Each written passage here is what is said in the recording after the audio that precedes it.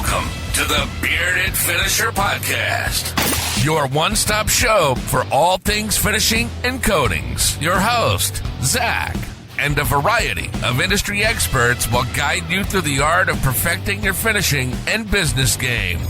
From seasoned pros to fresh faces, get ready for tips, tricks, and trends to elevate your knowledge and business to the next level. What is going on, everybody? Welcome to another episode of the Bearded Finisher Podcast. Today's episode, we have got the awesome Aaron Moore with Moore's Refinishing out in Southern California. What's going on, Aaron? Hey, what's going on, Zach? How you doing? I'm doing pretty good. How you guys doing out there? Not too bad. I'm glad you had me on this podcast, even though I'm not a bearded finisher. So that's all right. You know, I don't even remember at some point when I had my painting company in Oklahoma, it was just Davis Painting because that was I bought my father-in-law's business. I remember you saying that. And I'm trying to remember. I had a guy made because I was trying to update the logo, and I built this, had a graphic designer do it for me, and it looked good. And they were like, oh, and she just by default put a bearded in there on the guy. And that just turned into, hey, look, it's a bearded finisher. And then when I sold the company and I sold the name, I was like, well, I don't want to lose my following. And then somebody's like, just do the bearded finisher. And I was like, shit, okay. You almost had to get that beard going just for the namesake. Exactly. I don't think my wife, we just celebrated our 10-year anniversary, and she's never seen me clean shaven. My kids, none of them. So I don't think I could shave it. They probably would lock the doors and not let me in. They wouldn't recognize you. No. And all your people who you coach wouldn't recognize you. You'd be a new page on Instagram here. My daughter's still a little squeamish about the bald head, because just 30 days ago, I decided, the bald spot was getting too big. So I just shaved it. And my best friend just did that recently too. And they're like, wait, who is that? Like, it took you a second because now he's just got a big beard, very similar look as you have, bald head, big beard. And you're like, okay, I know who this guy is. And you take he wears a hat everywhere anyways. So, yep. It's good to be here. I'm glad to finally get on with you. Oh man, I'm glad to have you on. I know we've been talking offline quite a bit, and I got a hold of your book and read it, but let's jump in with just kind of let the community know how you ended up with Moore's Refinishing. How did you get started into it? What were you doing before? And let us know where you came from. Well, I mean, I'm that high school woodshop prodigy, so I'm trying to start pushing that on my social medias a lot about getting, woodshop, metal shop, auto back into schools. I really think it's needed, especially in today's world.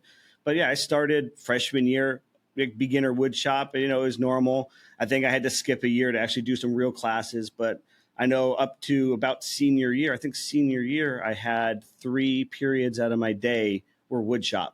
So the way I ended up, I'm in there building cabinets. I'm building furniture for friends and family, bookcases, things like that. So, but, I knew I didn't want to go to college. I knew it wasn't the path for me. We don't come from money that you have to go to college. It was just, have a plan what you're going to do after high school. And that's what, my parents put that in us that, you don't have to go to school, but you're not going to just sit here at home.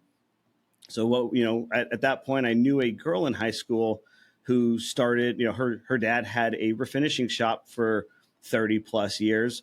This is back in the days of AOL. I went on AOL Messenger and sent her a message like, hey, ask your dad if I could have a job.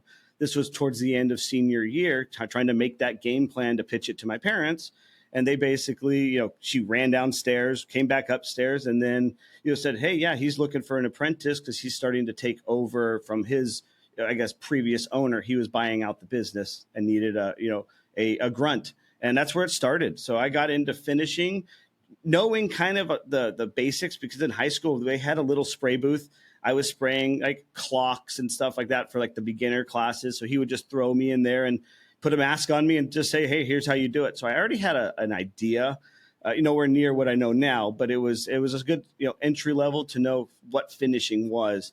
So, I went down, had an interview with my friend's dad over in, he was in Buena Park, not far from Knott's Berry Farm, and they specialized in pianos. So we were the high-end piano restoration company, and we also did furniture. So I know how to do all the high gloss mirror finishes, the hand rub, like satin finishes you see on Steinways.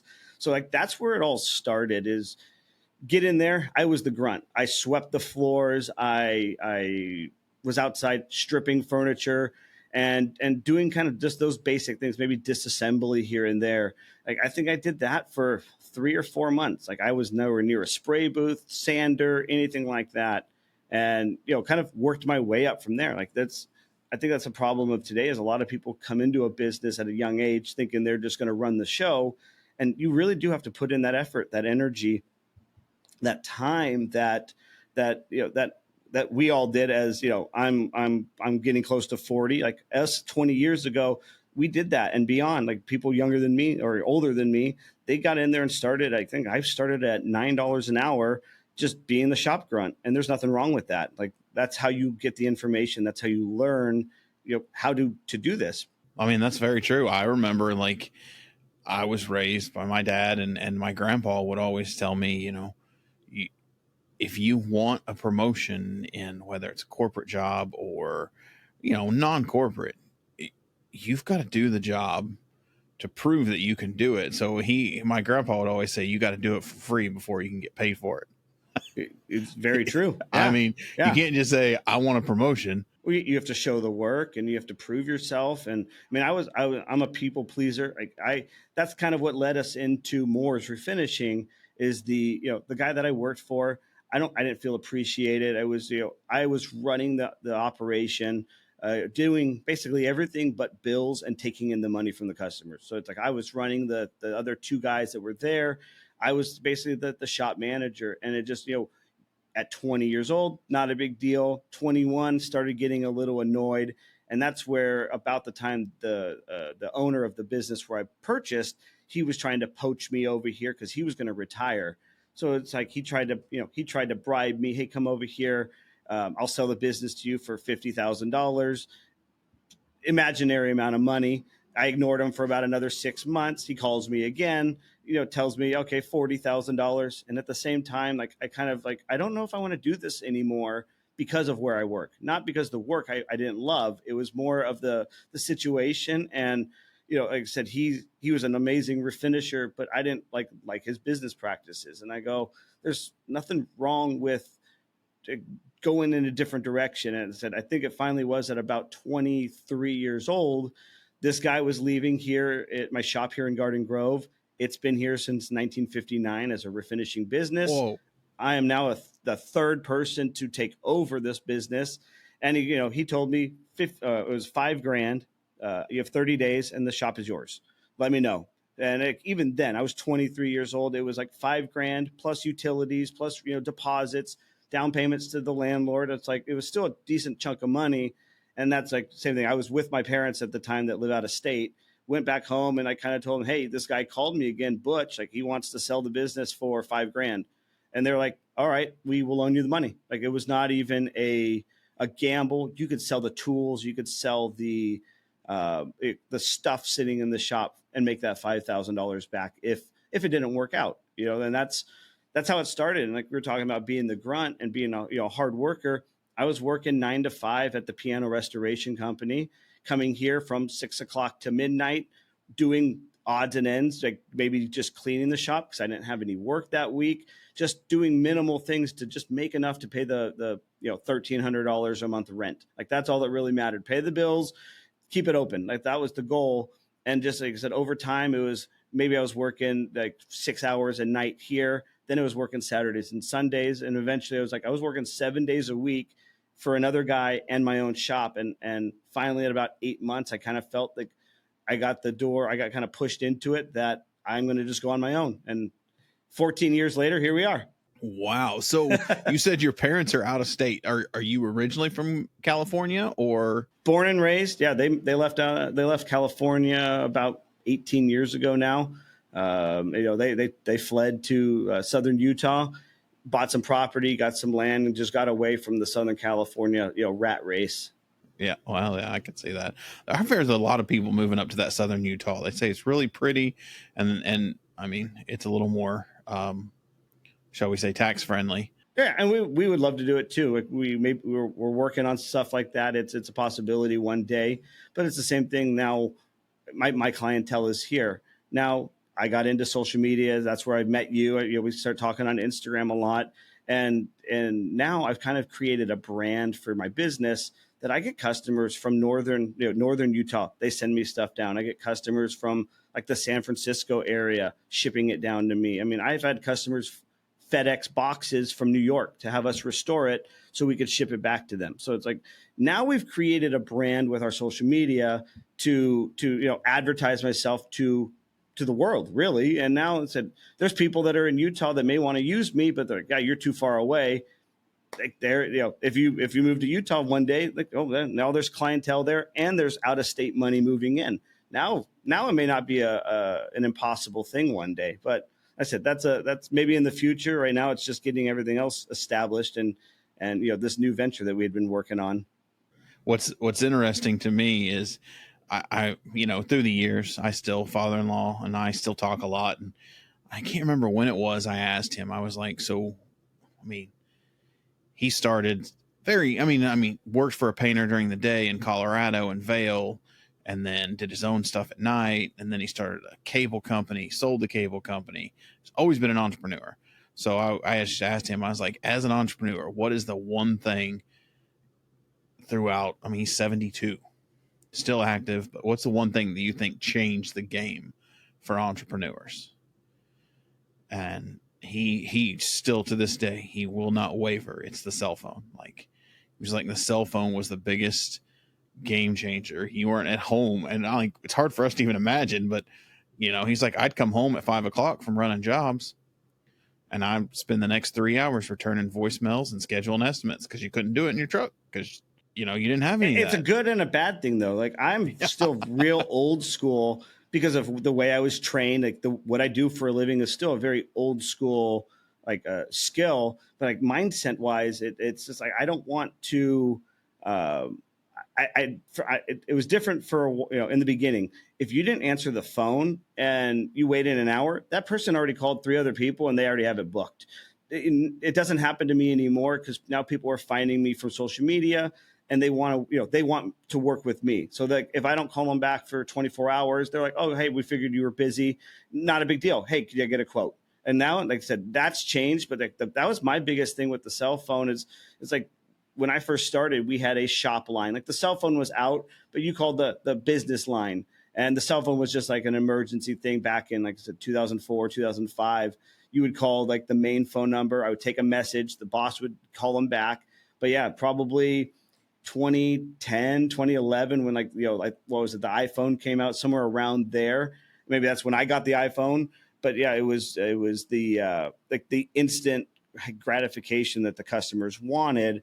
And you're like, well, I was on a delivery. Like, our generation may lead more towards social media because it has taken so many small regional brands national and changed lives. That's how important I think branding and marketing on social media platforms, just the internet in general, but across these platforms, everybody it's just connected so many people. Think about if the internet didn't exist, the thought of moving to southern Utah wouldn't even be a thing. But now, you can't move to a town with 30,000 people and expect to maintain your livelihood. But now you can. Now if you build the right brand and you do such a great job at that, when it comes to, I tell my clients all the time that, and it's hard if you don't like it, but people don't buy based on the pretty pictures you post. People buy from people. They want to see the person doing the work. They want to see how that person operates, what kind of passion they have for what they're doing. And that's who people buy from. So the more that you put yourself in front of the camera and you tell people about your projects, but you are telling them about them and you're telling them about yourself, that creates that relationship. It creates that, unknown bond. Oh yeah, I saw Aaron post a video about that chair. We just got that chair from grandma. We inherited it because she passed away. Let's send it to Aaron and have him refinish it. I mean, it's crazy, the psychology behind marketing. It's like they know you before coming in, and it's a really weird place to be on this end. Is I've had people, oh, how was your vacation? How was that trip? We took our trailer, we went to Idaho, and it's just like, I don't remember, like, this is the first time I've met this customer, and they're like, oh, it was pretty good. Like it takes you, it definitely takes a few minutes to realize, like, oh crap, like I'm putting myself on the internet for people to see my life, my family, like, because I'm a worker. This is what I do for a living. But I go, that's not what I want to do. Like, I want to be with my family. We like doing things, camping, boating. That's why we work, is, so we can live our lives as now a family of 5. So it just makes it a necessity. I have to work so I can fund the activities. And like you're saying that, like, I'm going to kind of point it out to everyone who's listening. If you're on the fence to just that you're scared to post on the internet, to you don't want to get in front of cameras, or you don't have the time. I was that person, and I got tired of seeing all these women on the internet, like, just dancing around and getting millions of views and making money on the internet. And I go, why can't we just show people working with their hands? Like, that's what we need to do. And I was also watching people flipping furniture and doing stuff during COVID. I'm like, what are you doing? Like, you're using Easy Bake, oven cleaner to strip furniture. I go, what are you doing? We got to go hit on that, because I've never heard of that. And I go, I have to be that person, I guess, to do it, because the guys, I mean, you got to think, the people I worked for and worked with in the industry, they're all gone. They're retired. They've moved. Like, the guy I worked for is in his 60s. I think he's pretty much retired. He just shop closed down. A few other people locally that were like the go-tos as well, they moved out of state or moved to like I know one moved to rural Palm Springs and bought some property and live in the desert, and they do a little bit of work. But like, in this industry now, with the internet, with the social media, put yourself out there, because there's no competition. Like, I don't feel I have competition in this industry, and you guys shouldn't either. Like, it is just there's plenty of work to go around, especially in this, if you're in a restoration world. I know a lot of people you have on your podcast do, building, refinishing kitchens, cabinets. I don't hear on the podcast a lot yet of like people who actually restore old furniture. And it's like, those people we're a rare breed, because you have to have a lot of patience in this industry. And I go, there's plenty of work for all of us. Like, I can't do it all myself. And then, like I said, just start today. Like I said, it's been almost 4 years now. I said 4 years ago, I'm just going to start posting every day. And I learned. I figured out the algorithm, what works, what doesn't. And if you go back 2,000 videos on my feed, and you never see my face, because I did not want to be on camera.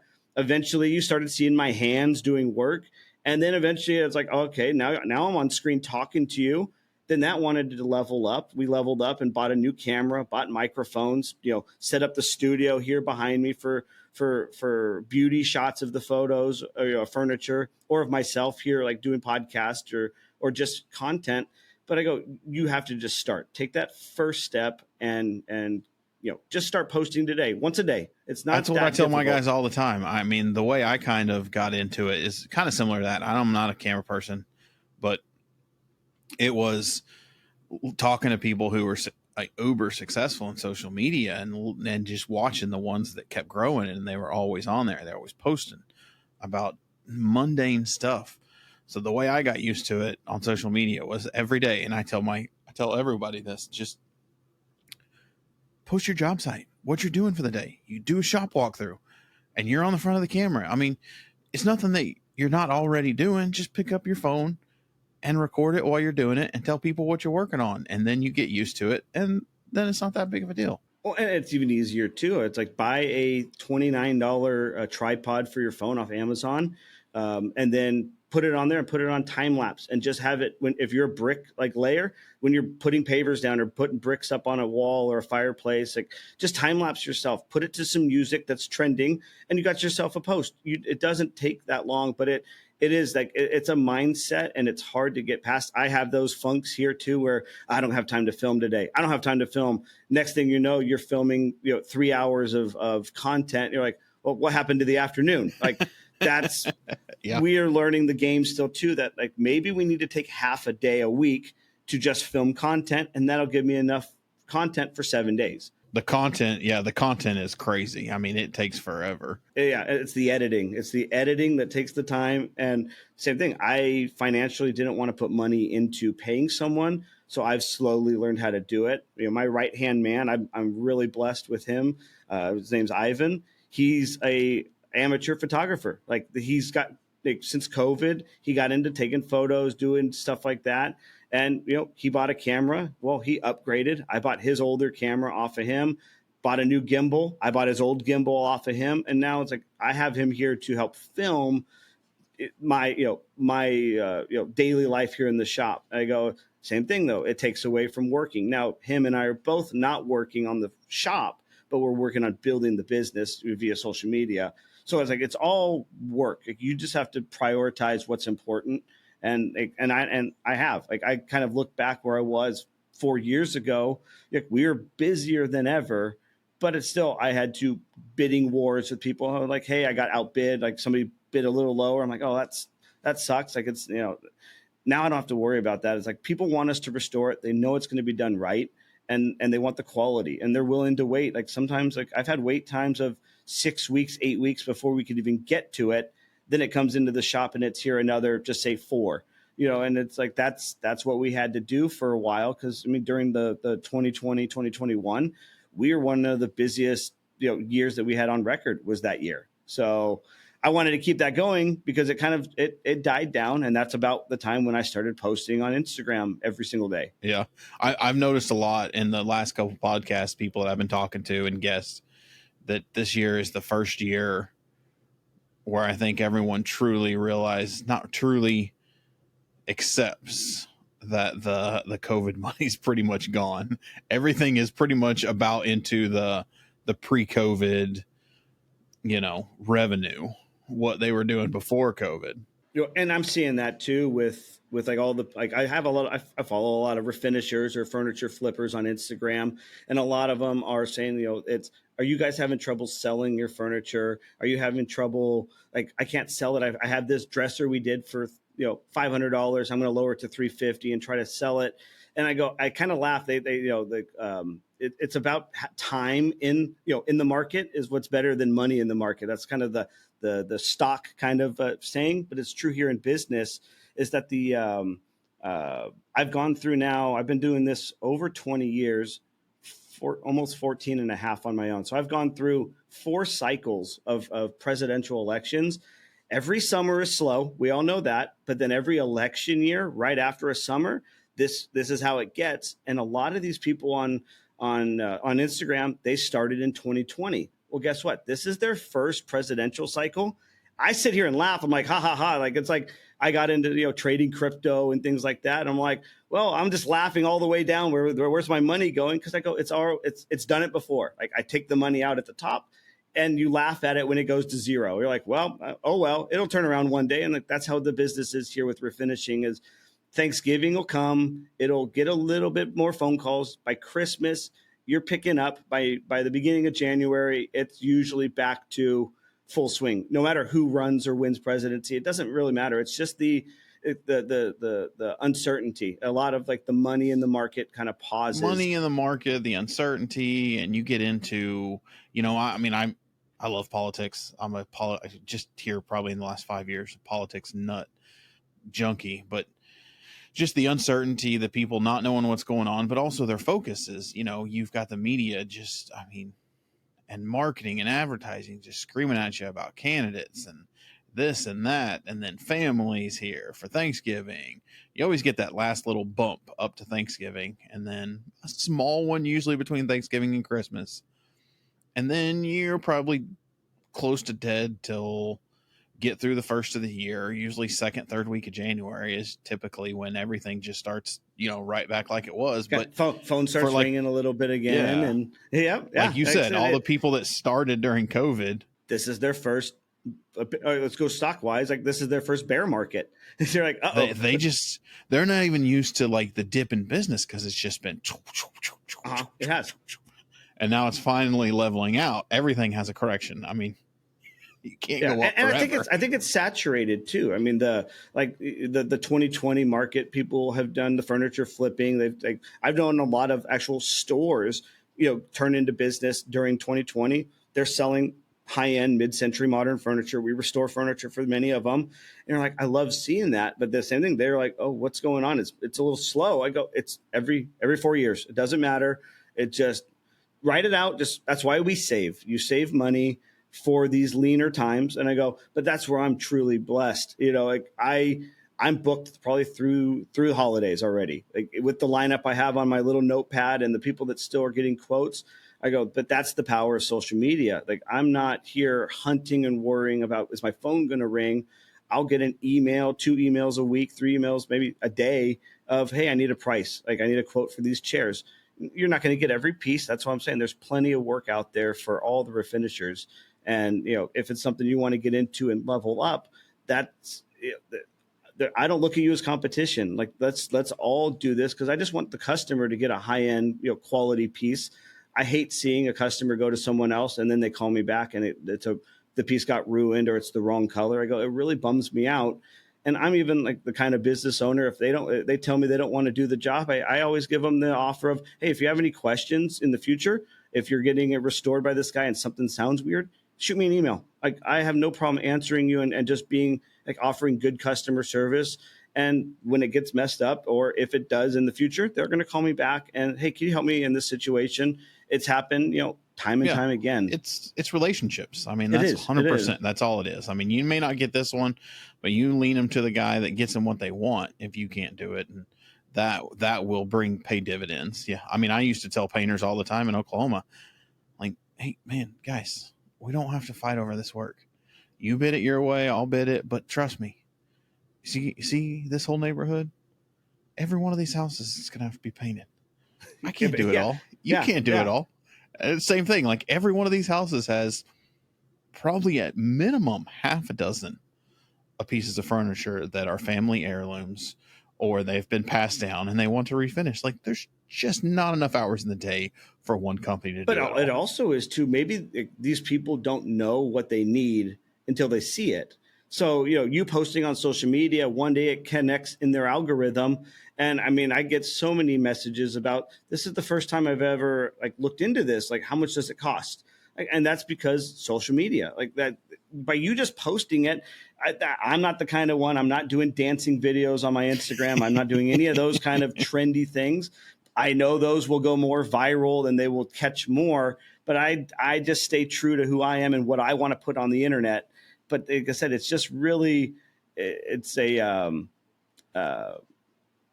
just want to see everyone succeed. Kind of like what is it? Raising tides, lifts all ships. Whatever the saying is there. That's what I want. I just want to see people be successful. Yeah. Well, and I mean, you also got to think about. And I tell people when they're talking about, this video didn't get many views or something. I'm like, hey, you got to remember, we are in a very niche community. You get 5,000 views, 10,000 views on a video about finishing furniture or cabinets. That's phenomenal. Can you imagine 5,000 people in your shop? Like that's what finally turned my mind around. Yes. Was that. There's a video out there that shows it's like a church or something. And it was kind of talking about that. I think I may have shared it. And it was like 1,000 people in a church, 3,000 people in a church, 5,000 people in a church listening to a guy talk. And I'm like, that's how many people saw. I mean, I've had one video go viral. I think it hit like 800,000 views. But the best part, it was a reshare of some reality TV show where these 3 Italian guys were fighting over eating off the wrong side of the pizza that they ordered. And that's the one and it just exploded. And I didn't make it. I just shared it and put me laughing emoji because 1, I love pizza, but 2, I thought it was hilarious because the guy ate from the wrong side and they're fighting about it.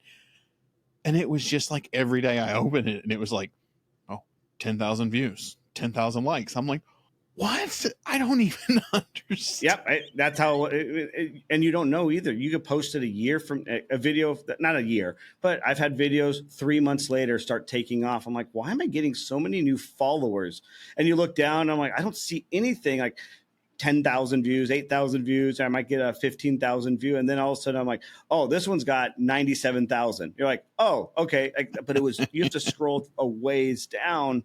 And I go, it's like, because it doesn't tell you where they're coming from. It just says, like, you could get it on the back end. You can see how many, I have a few of the videos that have gone viral. Like you're saying, I've gained 15,000 followers from one video. They're like, wow, like that. I think those were like a 700,000 or 800,000 view video. Like I said, that's why the more content you put out, you're bettering your chances of one taking off.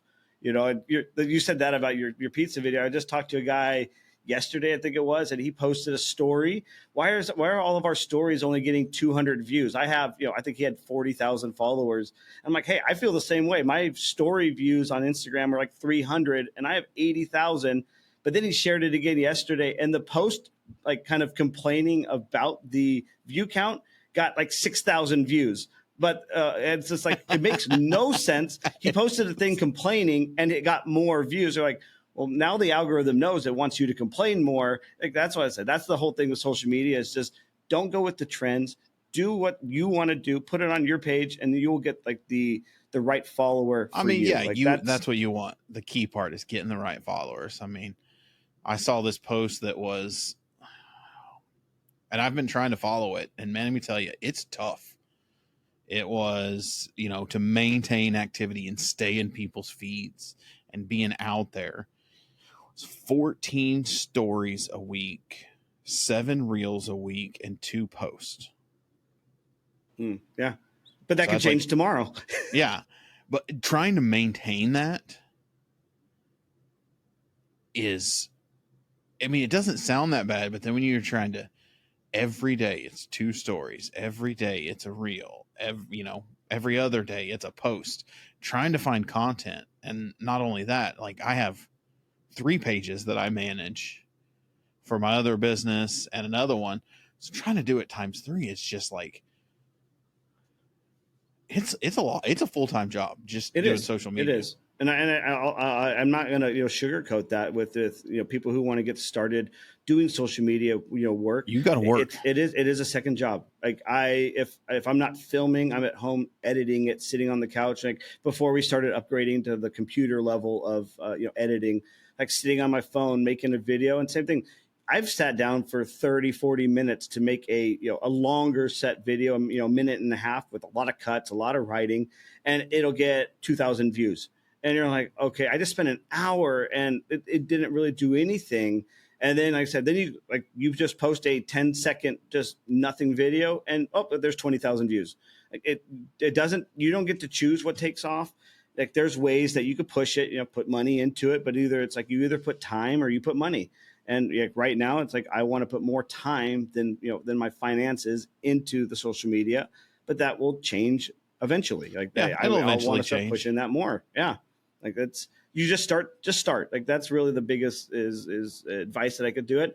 I'm not an internet person. If you go to my personal social media, it's a few pictures a year, maybe of like a kid's birthday party or just something dumb. But I go, it's like, I can't even edit reels on my own personal page because I go, I don't know what I'm doing. It's family stuff, going boating and doing these things. I go, I know furniture reels. I know it works. I know what people want, but I go, and my personal is private anyway. So who's going to really see it? I'm not going to waste time on my own, personal page. I go, it doesn't mean anything. The friends and family that I have on there are all that matter. Like that. I'm not here to gain new followers. I go, I have a social media page for my business. And like I always said, I wanted my business to be well known. And now it's like eventually now I've learned the business is me and it needs to be my face on camera because I need to be the person to rep my brand. I mean, we were talking about the number counts and it's like we were at a bachelor party for one of my best friends in Scottsdale, Arizona. Walking down the street, I had a complete stranger, younger guy. I think his name was Evan. And he came up and he, hey, Aaron, like, thanks for posting all this stuff about your woodworking. I've learned so much from you. We thought it was some random guy just walking by at first, so we kind of ignored it. You never know, like downtown, like there's this, you never know who's around. But my buddies were like, "Oh, Aaron, it's for you." And that's when he came back up and introduced himself. And it was just, it didn't hit me till later that you're like, wow, like I'm getting recognized in public. I go, it's just Isn't a it weird crazy? feeling. It's a weird feeling. And like, and the night before we were sitting at the Diamondback Stadium, and I'm like, okay, this building has 40,000 people in it. Not really, because it was the Diamondbacks, but it was, there's 40,000 seats here. But it was I had double that on my Instagram, and I sat there thinking, like humbling myself, what if I was sitting on the mound right here talking about refinishing? And I go, that's what I do every day. And that's when things kind of changed. About, if you go back 4 or 5 months, I start teaching a lot more on my Instagram, because that one, Evan, the knowledge I was putting on the internet at that point was more than enough for him. But to me, it was not enough. I was like, I'm not even giving you any of the good stuff yet. I'm just posting befores and afters or quick little time lapses.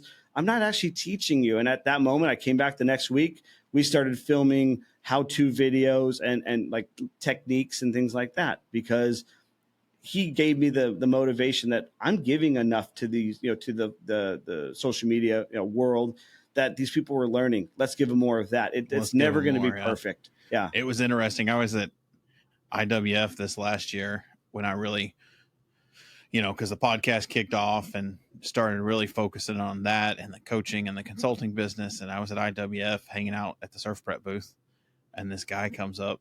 He's like, can I get a picture? I'm like, he's like, with you. And then I was like, sure. And his wife's with him. He's like, I can't believe I get a picture with the bearded finisher. And I'm like, this is weird. It is.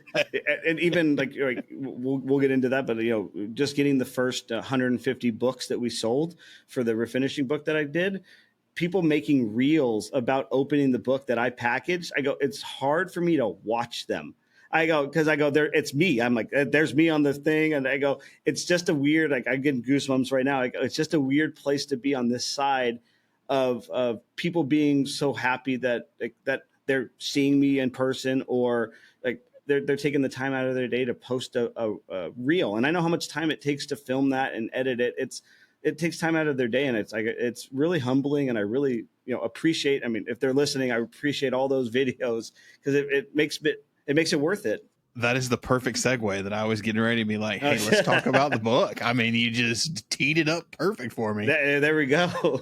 So, I mean, those of you that don't know, I mean, I'm sure a lot of you do in the refinishing world. Aaron's out there very, active on social media. He has published and released now, and he's shipping copies. It's a hardbound. What's the name of the book again?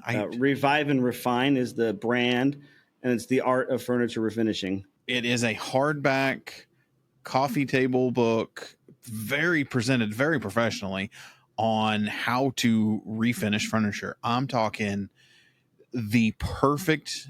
I got a copy of it. He sent it to me, read it last couple nights. I mean, it is like 99% perfect SOP on how to refinish furniture. If you guys haven't checked it out, definitely get on a social media, get a copy of it. It's a great book. Even some stuff that, like the Easy Off, like I was reading that and I was like, yeah, people use Easy Off oven cleaner to strip finish. If you go back on Instagram, in 2020, it was all over the place. And you're like, I don't even want to attempt this. Like, this makes no sense.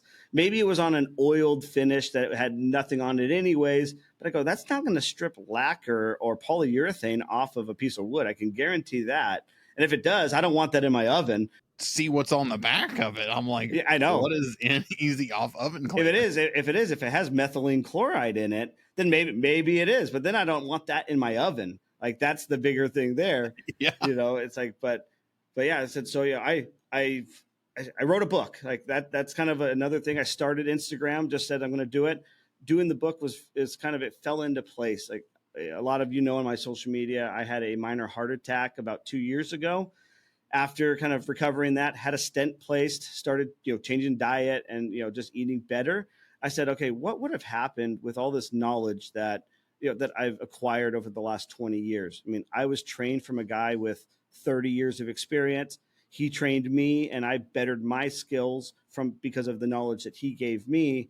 And if I would have died from, like, it was a widowmaker, so I went to the hospital in time. I'm lucky I didn't have the full blown heart attack. But I go, okay, let's start putting this on the internet. Like we were talking earlier, like the old school guys, they would have never given you this information for free. They didn't even want to give it to me. If you heard the story earlier of me being the grunt, they don't want to teach you anything, because the more you know, the more it ended up what happening. I learned everything about refinishing and then went on my own. But in today's world, with the social media, the marketing, the old school guys don't want to be on camera. They also don't want to teach it. They don't want to be on the internet. That's where the younger generation, the next generation, we're willing to do it because there's so much work out there. Just think about it as if you would have trained me. Now I'm in your neighborhood. I still live in your neighborhood. I open a business. Now we're direct competition. But in today's, like I said, I have customers all over the place, and we've talked about that already. But like I said, that's why I kind of started this book. Let's put it down on paper. Kind of, what if I would have died? I could at least give this to my employee so he knows what to do. Like maybe he wants to take over the business. Like he knows 90%. Here's that last little bit. So it was written that way. And then what ended up happening is post or pre-heart attack, I had my friend Anastasia. She messaged me on Instagram. This is why we post people. Like this is, you get to know the relationships on the internet. Yeah. She was a beautiful photographer, like high-end photography, does artsy kind of things. And she was a marketing person, but she gave all of that up because she wanted to learn how to refinish furniture and open her own furniture store. So, about right before the heart attack, I kind of like, hey, let's talk next week. Let's do that. I had the heart attack and I go, I don't want to cancel on this girl again. So it's like, I had the heart attack on a Thursday, came back in on, the following Monday. And I think it was like, something around there, Monday or Tuesday, because I had already booked a schedule with her. If I was thinking about canceling it again, because at that point I knew I was behind on work. I knew I was like, okay, now I've been in the hospital for a couple of days. I've healed. I'm better. Now I got to get caught up. But I go, I don't want to cancel on this girl. Like she's already put in a lot of messaging and time to get to know me. Let's just do it. So she came in and took photos to come in and learn. Kind of at that point, she realized she needed to know more than 8 hours worth of knowledge. Like this was not enough. She thought it would be. She thought she would get the basics in 8 hours. And we went through almost every step, the stripping, the sanding, spraying. I showed her everything. And then at that point, I think we went through the holidays, like through Thanksgiving, through Christmas. She was working in her garage at an apartment, stripping furniture, doing things I would tell her. And finally kind of came to me and said, okay, like that paperwork you're working on with your the SOP manual, like why don't we make this a video course? Like start writing a script. And that's what ended up, sitting back in my computer in the office at home, 11 o'clock at night, working on it. Every single night we'd be there, put the kids to bed, go sit in the office, work another 3 or 4 hours, editing. Then I wrote all the content. Then I realized, okay, how are we going to give this to the people? How are we going to present it? And that's, if you read the book, it's written as if Anastasia is asking me questions along the entire process of the book. Yeah, it has a podcast, short or long form content layout with questions and answers. Yes. I mean the design of the book is genius. And that's all Anastasia. Like the photography is all her. I'm the model. We went through it and made it all the book. We put the book together, but it was her eye with the camera that brought that all together. And then we had a student of hers, because she was a part-time teacher at a college for the marketing department. And so one of her students helped with the initial layout. So they took my content of the book, turned it into photos, layout, like the numerical 1, 2, 3, those kind of things. She took all of the Google Docs information, put it into this. Like I said, we thought that this would have been easier than filming a video course. And it took us about 18 months from basically the heart attack till the books came into my garage. And you're like, okay, we're almost there. Read the book. I don't even know how many times I read it towards the end, because I'm almost tired of it myself. That's why seeing people comment about it is making it all worth it. Because I go, okay, I got to check for errors again. I'm the editor. I was the writer. I was the model. We'd set up the shop for photographs. Like we would come in on a Saturday and shoot. And, I gave up a lot of time and energy with the family because I wanted to give this out to, like, I guess, the public, the people, because there's short-term so many sacrifice messages for long-term gains. 100%. So many like people ask questions on Instagram. How do I do this? And I would answer them all the time. And I'm like, why isn't this information out there? And that's kind of what led into, okay, I have to give it to them. Like, how do I do it?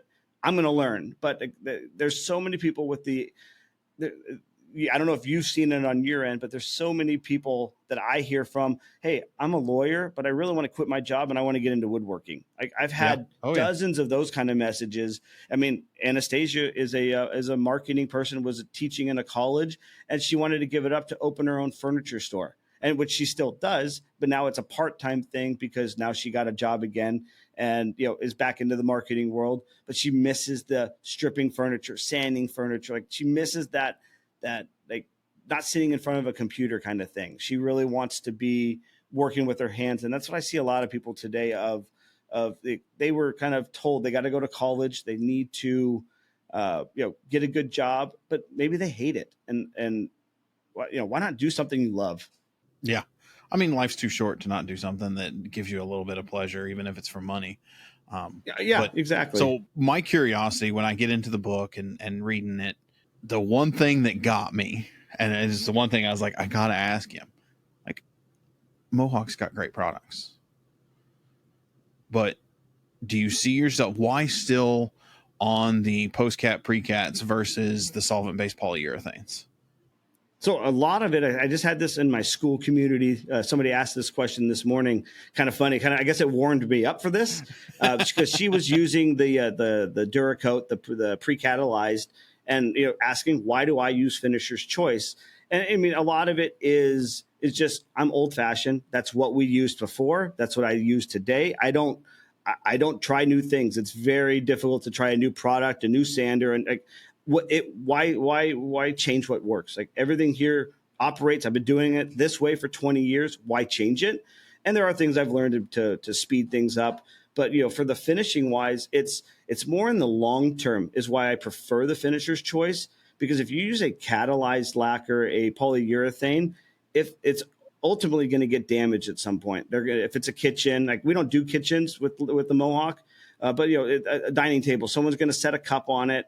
Well, it's a lot easier to sand it, recoat over it. Lacquer melts in with lacquer. So, and a lot with the Mohawk products, the Mohawk really melts in with lacquer better than any of like the post cats, the pre cats. Well, the Mohawk's so hot. It's an extremely hot lacquer. There's a lot of nitrocellulose, so it does melt in, and it's a little more universally melt into other stuff as well, other brands. So yeah, I didn't think about that because it is going to get damaged, and it is going to be one of the easier and equally durable products that you can finish and then refinish without possibly causing damage to the woodwork. So that makes a lot of sense. Or stripping it down again. And that's the thing is, like, our table at home had a beautiful table built from a friend of mine, 2-inch thick, solid walnut.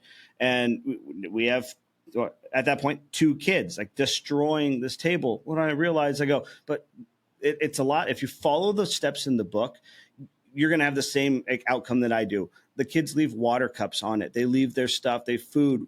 A good wipe down, water rings, as long as you dry it off, like, take the cup off. Like, I see it today. You see the little like white halo. You're like, dry it off, come back a few hours later, it's gone. A lot of it is in the prep work. So, you want to seal the piece properly. And I get that a lot as people are saying, you're spraying a lot of sealer on, but I go, I'm also sanding a lot off. So you're sanding the sealer I might put 9 coats on in the beginning, but you're going to give it a good sand. Now you're back down to maybe 3 layers by the time you sand it down to get a nice smooth surface. So it's like, but it gives you that ability to, or not the ability, but you're not going to pass edges as easily. You double coat edges. You make sure, because this is all the stuff I learned from my mentor, is you double coat, because when you sand sealer, whatever the reason is, the edge goes up a little bit and you sand through a lot. Like it's common. By spraying a little bit more sealer in those first few coats, it's a higher build too. I think that's a lot of it why I prefer it. The lacquers, especially with the Mohawk lacquers, you could high build them a little bit more. We had issues in the past. We've tried it was the pre-catalyzed before, And, we would do a piano, we do a high end. This is a bad mess up. We did the high end hand rub, closed grain finish. 6 months later, a customer calls back and the finish is cracking everywhere. Not knowing, like we thought, okay, it's a harder finish. This is why it's a learning curve too. We've seen the side effects that the newer stuff, the post-cat, the pre-cat, conversion varnish, those all can only go to a certain mil thick. 5 mils. Yep. I thought it was 3, but yeah, 3 to 5 dry mil. mils. Okay, yeah. 5 dry mils is maximum film build on all. Exactly. And I know I'm spraying more than that in Finisher's Choice. So like that's the bigger thing is I prefer to do it almost for my customers. It's the same reason when we paint furniture, we see, everyone hates furniture flippers online. I don't. I love that they're getting into this. They're building this up. They're growing this community, but I'd love to see them do a little bit better. Like that's all I want them to do. When we paint furniture, we seal the furniture first. Yeah. We seal it first. So we will put a coat of clear to give you that barrier between the grain and the primer. So 10 years from now, when someone wants to refinish it, 50 years from now, whatever it is, what I did today here in the shop is it's going to protect that next refinisher. Maybe one of my kids someday, maybe they're redoing it in the future. If they want to be refinishers and someday in the future, they don't have to worry about that wood or white paint getting in the grain. Yeah, I mean, the big part is when you come into, and I tell people this all the time, when you're in the finishing, it doesn't matter if it's new, it doesn't matter if it's refinishing.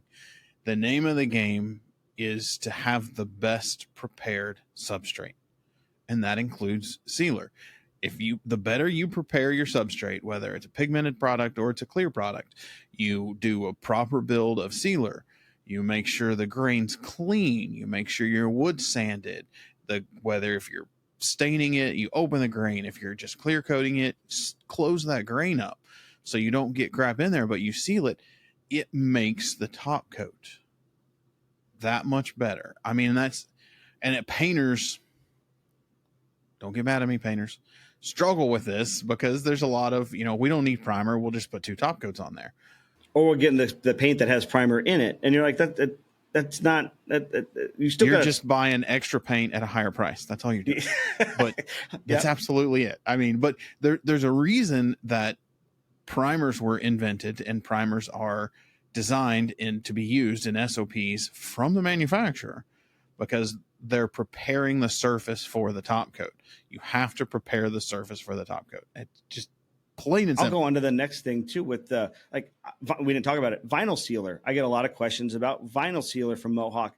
We used to use it. I just don't like the way it powders up. Like that, I think it clogs the paper a little bit more. It's just a little bit more time consuming cleaning the paper off with the little boogers.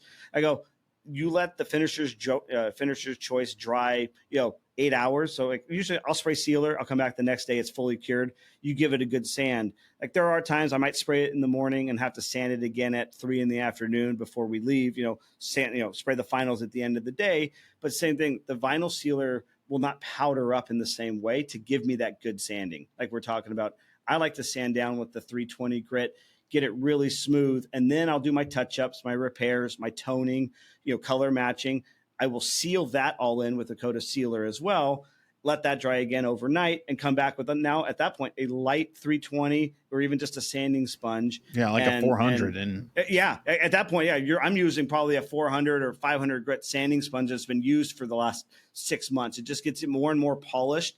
And we start all of our sanding sponges at 150 grit. So they'll go through the whole process. They'll do like rough sanding, then they'll go to fine sanding, then they'll go to like first coat sealer, and it's all by the touch. Like that's a lot of it. That's why with this book, it only gives you the beginning of like the restoration process. Up next is the video course that initially I was going to film. We're going to film that here shortly, but that'll give you a lot more long form answers, questions. Like I'll do more questions and answers kind of on that and I'll go through every chapter of the book. So that way I can explain those things better. Like here's how much you really want to sand. Watch me do it in real time. Like that's the next step in this. Is the book is your intro.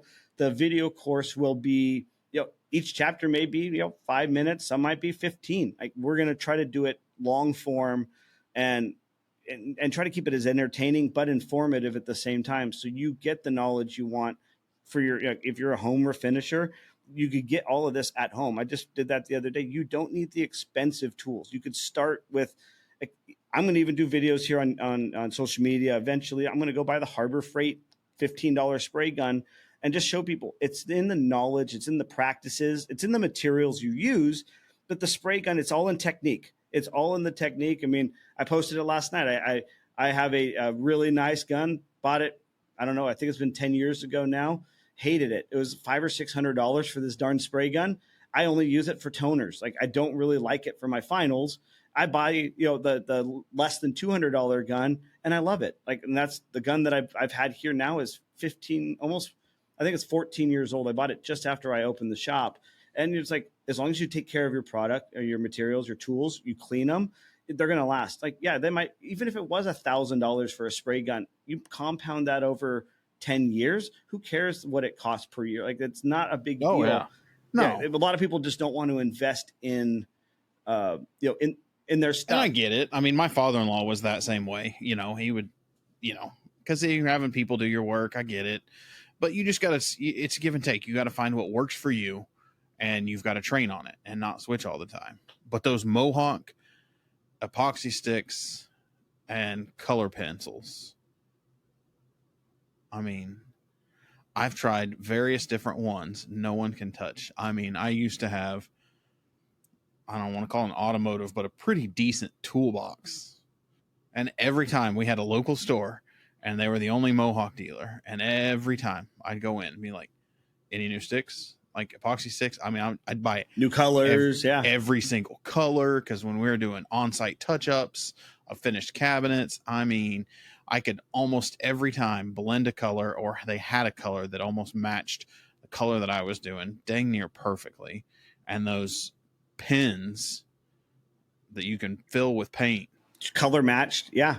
Like I said, Mohawk is a touch-up brand. Yeah, Mohawk is, I mean, they have the market, the touch-up stuff that they have. If you are doing any kind of touch-up, I find anybody that deals with Mohawk. They will have everything that you could possibly need. If you're doing pre-cat, they'll have retardant and aerosol cans, so you can get rid of blushes on site if something happened. I mean, it's just, their touch-up stuff is just out of this world. I love it. Yeah, that's what we deal with. It's a company called Wood Repair Products. They are the Mohawk rep distributor here. The wife is the owner of them, of the business, or not anymore. I think Mohawk ended up purchasing the Wood Repair name, but the owner, her husband, is one of the big guys in Mohawk. I just talked to another sales rep that moved up to the regional sales rep there. Mohawk's doing a lot of things, I think, behind the scenes, and I think we're going to all be seeing them here pretty soon. Like, they are really going to be. They are known in the industry, but they're not known to the homeowner. And I think that's what their 2025 goal is Mohawk's to be RPM, right? RPM now. Yep. Mohawk switched to RPM. Yep.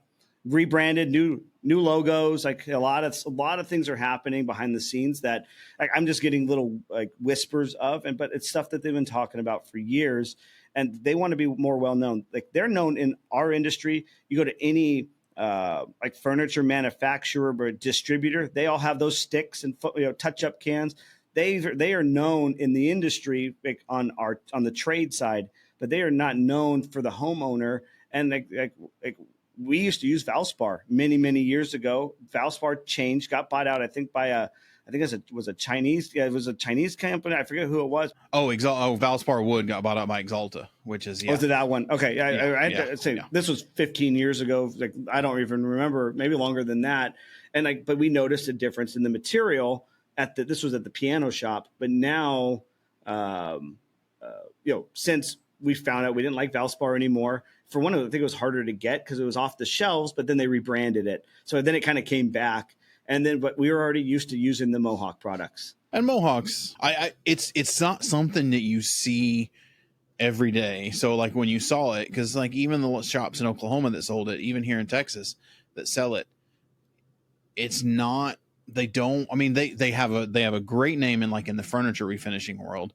When it comes into cabinetry, millwork, I don't know why, but they do okay probably in that segment, but not as good as they do in the furniture segment. So it's just not a name that you see very often. I tell people about Mohawk, and they're like, "Who's Mohawk?" Like there's still a lot of people that don't even know them. But and that's going to change. I think that's going to change. And rumblings. I don't know, just from my contacts, PPG is selling their architectural division. Okay. Which is all the house paint. And there's been some rumblings that they're in talks with RPM because RPM wants to get into distribution. And a lot of them are interconnected too. Like they all know. I had one of the reps hit me up. This is how he introduced himself to me. I posted something like, "Hey, don't buy this junk," and it was stuff at Home Depot, and buy this stuff from Mohawk, and it was just a basic reel. But he hit me up like, "Hey, I just want to let you know that there are people behind the scenes that that they help formulate that for the stuff you see in Home Depot." I go, "Oh, I didn't know that." So I was like, "All right." Like I go, they all work with the chemists are all friendly. Like there's probably a very few amount of people that are manufacturing the chemicals. I like to say the coatings world is a very incestuous community. Yeah, I've heard you say it before on the podcast for sure. I mean, everyone's just all intertwined. I mean, even now there's a bunch of stuff going on behind the scenes of people switching companies and quitting and going to other ones. And they've been, I mean, it seems like about every 3 years, everyone's just like tag. One gets poached to another one. Then that spot has to get filled. Well, they're going to poach it from a lower part of another company. Then that one's going to have a vacancy. Like I said, it's all like it's a very small market. I mean, and I love seeing that you having this podcast and how busy you've been with it.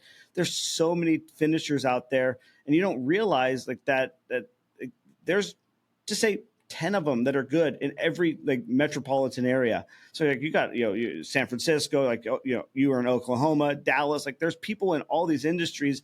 There's more, there's the customers are in between all of them. You can, like I said, you could branch yourself out. Oh yeah. You can go anywhere in this industry. That's the great thing. Like, from a guy who concrete and tile construction his whole life, bought into the painting business, was, did that very well. Then I went into the manufacturing side and loved that. Learned a bunch of new people. You could go into the chemistry side, the manufacturing, raw materials. I mean, there's just, if you get bored with one segment of this industry, the next one may completely change your outlook and it'll be completely different. For sure.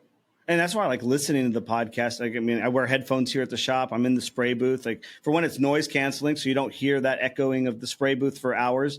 But I go, you've had so many different people on the podcast. But I kind of laugh because I haven't heard them. The ones that I've started listening to maybe 3 or 4 months ago. I go, I haven't heard any restoration people, like furniture people. I haven't heard a lot of them. So it was like, I go, well, we could discuss that, that in this, what we've been talking about for the last hour or so. It's a very hard niche like market. If you're a woodworker, it does not mean you're going to be a good finisher. Like I have had so many woodworkers come here, but they don't have the patience to watch paint dry. Like it really is. Me and Ivan, I don't know if it's because we are like, he's a musician. I've played music in the past. I've done I like filming. I like the patience of filming and editing. And I've grown to like it. Furniture refinishing is, you got to find that little thing to just take your mind away from, the tedious task of sanding a chair or stripping a piece of furniture. Put a podcast on too that is informative. You want to learn about stocks? Go find stock podcasts. You want to learn about like politics? Go to politic podcasts. You can learn stuff throughout the day working in your shop. Kind of kill two birds with one stone, and that's what I've done. It's like, well, how do I do marketing? I listen to a lot of like Alex Hormozy, Bedros Koulian. I listen to a lot of those podcasters who have $200-300 million a year. Their businesses make. And I figure they give a tip and I go, how can I use that in refinishing? And I'll play with them. Like, okay, they said this, how do I do that for myself? Like, but if I'm just sitting here listening to music all day, it's just mindless and you're not gaining anything. Listen to books, put, audio podcasts or, audio books. Audible is my jam. Just always listen, like always be learning. And that's, I'm always learning here with the refinishing. I'm learning new tricks too. I'm slowly learning new tools. I'm branching out myself. And that's the thing. If you're an established refinisher, I've had probably a dozen messages so far with the book, and they go, I never knew this trick. Like, just that alone was worth the $100 for the book. Like, I appreciate that. Just that one little tip, I never even knew that. So, like, always be learning, always be trying to better your skills, and just do better for the customer. That's ultimately what I want to see, is the customers, stop hating tradespeople. Like, I thought it was always interesting. Well, when your book you talk about, and then, I don't want to keep too much longer, and I gotta go get. Yeah, I got a delivery too here, and we got 5 minutes. You're good. So what's interesting is when you're talking about cleaning and doing all that stuff. I always use number 4, or I called it 4/0 or superfine steel wool in polishing, because it polishes very well. You can polish stone with it. You can actually clean cabinets with it. But number 2, I've stripped a whole pool table for a customer, and SOS pads or nylon brushes. And I'm reading that and I'm like, why didn't I ever just use number 2 steel wool? Yeah, like move it up a little bit.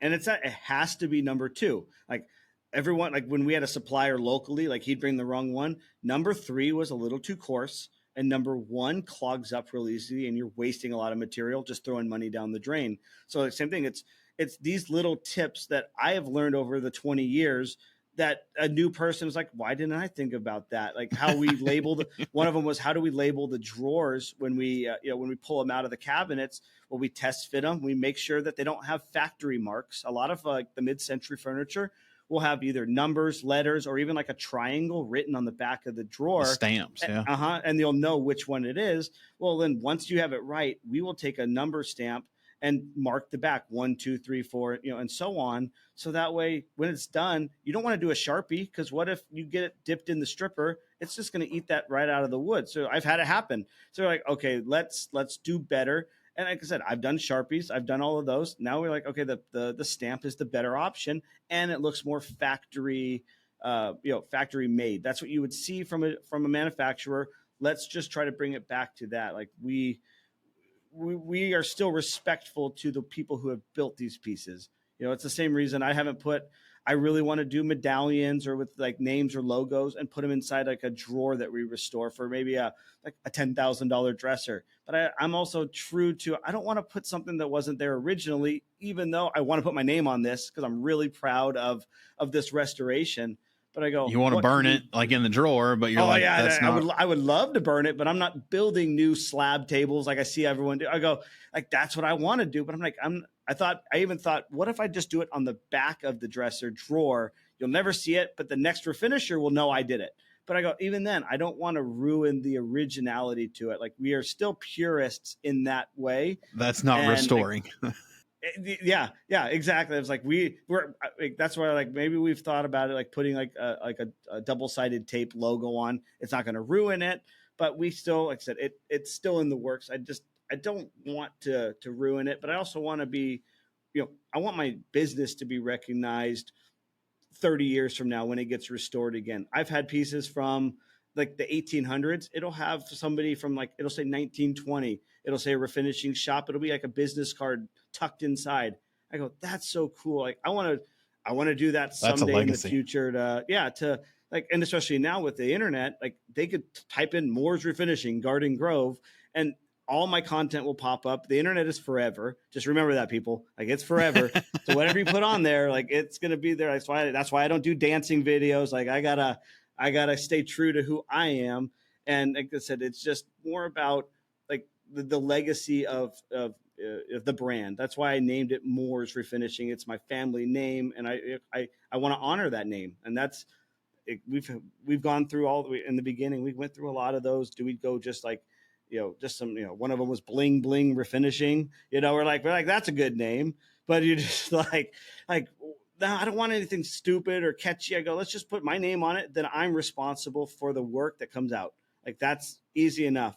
They'll always know who Moore's is. It's not just a generic name that you could, file bankruptcy, disappear. They'll never know that you did anything wrong. I didn't want that growing into my own business at 23 years old. I didn't want to do that. And I'm glad that we took it this way, because I take a lot more pride in my work, knowing, my family legacy is behind it. And hopefully now, like with the book and with all this online stuff, I hope I train people, in the future, that want to do this and get better than me. That's my goal, is as your mentor, I want you to do better work than I do. Like that's the ultimate, thank you. Like I really want them to, I want them to outperform you. That means you did something. Yeah. I would agree. I'm going to 100%. still be doing it for a while, so you got a while to catch up to me. But one day when this slows down, or I give up the baton a little bit to my right hand man, or anything like that, like maybe I get into more of the teaching full time and doing that. Like, I want the people to be doing these $40,000 pieces. Maybe my biggest pride right now, I'm going to go see it again on Monday and move it, is that $180,000 wall unit we installed for an art gallery. I go, that's my like pride and joy. So it's like I want those kind of things to be done like by someone else. Like someone else could do that in a different country, a different state. And New York is a great place because there's a bunch of art galleries there that are doing the same thing. Miami the same way. Like there's a lot of people that need restoration, artisans, I guess is the best way to describe it. And like, buy the book, join my school community, and you can learn 20 years of knowledge in a few hours by reading through this whole book. There you go. If you guys haven't checked out his book, you got to go check it out. Send me your links. I'll put those down in the description of the podcast so people can get to your school community, as well as maybe pick up a copy of the book. Man, awesome talk, Aaron. It was a lot of fun talking to you. We might have to get on here in the future and do a little more in-depth book/finishing talk, and maybe we'll convert you over to polyurethane. Hey, I use polyurethane here in the shop every once in a while, but it has to be requested. And we'll use a lot of the conversion varnish too. So we do use other products. Spar varnish we've used a few times on some boat material, boat products. So like we just go to, we're known for the refinishing for these mid-century pieces. That's what we're known for, and that's what the people request when they come in. I just want that finish. That warm look. It's got a warm look, but it does, and it only gets warmer over time. And I said that's why we stick with it, and that's because of the way we've branded. The people see it on Instagram and they want the same product. So there's no reason to branch out. And like I said, we'll get people that'll come to us. You could teach me more about the 2Ks and some more of the Centurion products. Like I still want to know how to use them and use them well, because you never know what somebody might come in with. Well, I mean, you just never know what, and I tell people all the time, like, you start expanding, same thing with expanding and learning new techniques for the refinishing or for the restoring. You could add another tool to your tool belt on understanding solvent-based 2K polyurethanes, or water-based 2K polyurethanes that might secure you the next, refinishing piece where they want it to be all eco-friendly, or all zero VOC products. That I've had those requests as well, 100%, and I deny them because I don't know them well enough, and I don't want to give you a product that I'm not a over promiser. I'm not going to just tell a person, we'll use zero VOC and lie to them and use VOC. And so it's like, if I don't know how to use it, I find, maybe call the Mohawk company, find out what water-based they have, get a recommendation for someone who uses that. Because I stick to my lane. I do what I do well, and I don't really venture off. I mean, and you were saying that too. It's like, it reminded me just one last thing before we go, is like buying the book, learning these skills, learning stuff from you and all the other people that are on this podcast. You can go into so many different trades. You can, with the same skills here, you can go into auto body, staircase refinishing, cabinet restorations, and in-house floor refinishing, outdoor gates, garage doors. You could be a strictly touch-up and repair specialist and introduce yourself to furniture stores all over your neighborhood and come in and do repairs from stuff coming in from China, from Taiwan, Malaysia. You could fix all those pieces of furniture, but it all starts, like, you just have to start by learning the basics, and that's a lot of what you got to learn the foundation. Yeah, and that's where it's like that. I say that on Instagram a lot. Like, there's so many different trades you can go into with these skills. Mine is very particular on top of like what you hear a lot on this podcast with just refinishing like cabinets and interior stuff. We're working on little pieces of furniture, like this fine tuning things, because it's a different animal to deal with than cabinets. And I don't like doing cabinets. I don't like going to customers' homes. I like to be in my home shop. This is where I'm here more than I'm at home.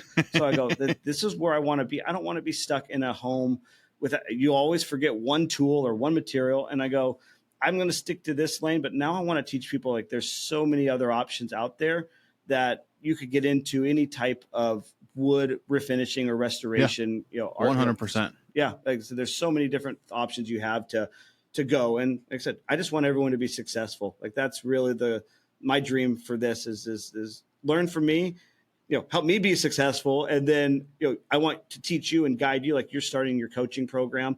I want to do that someday once, things settle down for me a little bit. And I want to give all the information. It is a lot of fun. I'm right there with you. That was me. Everything I've learned over my 15 plus years on between manufacturing and application and running a business, there's just such a need. Just go help people. I've had my time. I like doing this. I like teaching and helping people learn new ways to do a project is just extremely fulfilling when it clicks and you can see it when you're talking to them like this on a meeting, and then all of a sudden it just clicks and you're just like, you got it. Yep. I've had it a few times I'm still, like I said, I'm not just getting started with that portion, but I had a girl last night hit me up on Instagram saying, I read the book. I'm following the book on my next restoration. I'll let you know how it goes. Later in the day, I followed every step, and this is the best looking piece I've ever had. And That's I go, awesome. Well, see, you follow. I was like, I got goosebumps again right now. I go, that just makes me so happy to see someone follow what I just taught, because that's what I was aiming for. Is like, let's take an average refinisher and show them there's just a few little steps you do that will take it from a basic restoration to just something like that belongs to in a museum or an art gallery. Like there's just a few little things, and that's the toughest part. It's hand sanding. It's really getting into it. A lot of effort, a lot of elbow grease. But I go, when you sit back and look at it, you're like, there's no swirl marks. There's no, like, the grain has a clarity to it. Like, because we'll do that on the next podcast. We'll go into like the techniques and all that. Yeah. I want to get on again. We'll do another one on, because I think a good one on the sanding techniques that you talk about in the book, or a lot of forgotten stuff that I think it would benefit a lot of guys for sure. All the old school things that I learned from my mentors. And like, you're hearing it from me because they're not around to do it anymore. So like I'm still old school. I started in 2004, not in 2020, like so many people. So I've seen a lot of things. I've messed up a lot of products. We can go into that too in the next podcast, some failures and things not to do. Because we all screw up. I get a lot of people on the internet now asking me why don't I post things when we screw up? I go, we don't really mess up anymore. The steps we take, the materials we use, we don't have chemical reactions. We don't have adhesion issues anymore. We come to work, we do our job, we go home. Like that's why I wanted to put that out there in the book, is follow these steps. If you have an issue, call me, because I can guarantee you skipped a step somewhere in this process. Because there's the things I teach you in the book are going to give you like a flawless finish with zero headache. Like that's what I'm aiming for. That's impressive. That's what I'm hoping. And I got the first glimpse of that last night with the message here on Instagram. Shoot out your socials real quick so everyone can make sure they're following you if they're not already. Main one is Instagram. That's my biggest following. That's Moores_refinishing.